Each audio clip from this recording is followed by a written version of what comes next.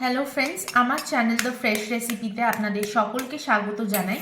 আজ আমি আপনাদের জন্য একটা ডিম দিয়ে কিভাবে আপনারা ফ্লাফি এগ তৈরি করবেন সেটা আপনাদের সাথে শেয়ার করব। প্রথমে এখানে ডিমের কুসুম আর এই ডিমের সাদা অংশটা আমরা আলাদা করে নেব। এখানে আমি মাত্র একটা ডিমের দেখাচ্ছি, একটাতে পুরো এটাতে ডিমের সাদা অংশ রয়েছে আর এটাতে ডিমের কুসুম রয়েছে। ডিমের কুসুমে দিয়ে দেব স্বাদ অনুযায়ী নুন, আর ডিমের সাদা অংশতে দিয়ে দেব 1/4 টিস্পুন পাউডার চিনি। এইটা দিয়ে দেওয়ার পর কিন্তু খুব ভালোভাবে ফেটিয়ে নিতে হবে।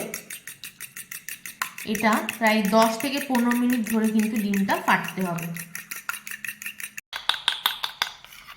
দেখুন খুব ভালো করে ফেটা হয়ে গেছে। এইবার এই কুসুমটা এতে দিয়ে দেব।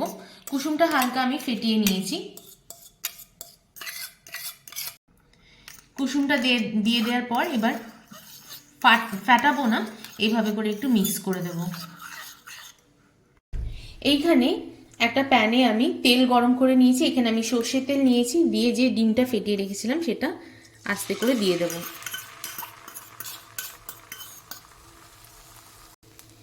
এইবার এটা আমি ভেজে নেব। এক সাইড ভাজা হচ্ছে দেখুন, আর বুঝতেই পারছেন কতটা ফ্লাফি হয়েছে। দেখুন এক সাইড ভাজা হয়ে গেছে। এবার আমি এটাকে এইভাবে করে উল্টে দেব, আর খানিকক্ষণ মানে 1 মিনিট মতো এটাকে আমি ভেজে নেব। দেখুন আমার দু সাইডই খুব ভালো করে লাল করে ভাজা হয়ে গেছে। এবার আমি ফ্লেম অফ করে দেব। তাহলে এই রেসিপিটা কেমন লাগলো অবশ্যই আমাকে কমেন্ট করে জানাবেন। ভালো লাগলে কিন্তু লাইক শেয়ার সাবস্ক্রাইব করতে ভুলবেন না। এবার এটা তৈরি হয়ে গেছে, আমি এবার সার্ভ করব।